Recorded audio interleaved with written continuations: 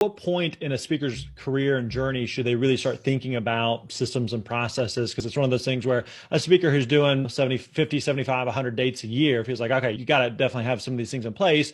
And for those that are getting started or doing a couple gigs here and there, they may default to thinking like, well, I can get by with what I'm doing and piecemealing it together. So what stage does systems and processes really come into place?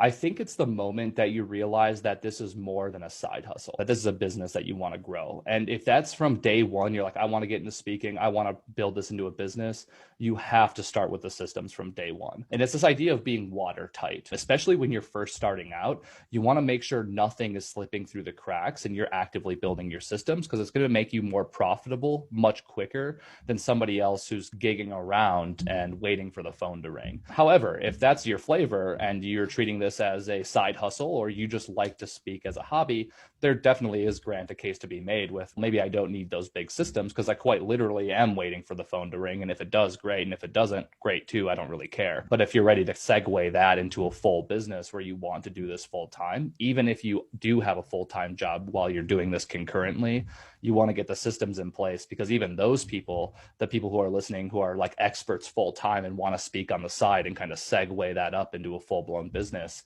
you got to stay on top of it all, on top of the job you already have. So I think the defining moment is the second you decide that this is worth treating like a business, you need these systems in play.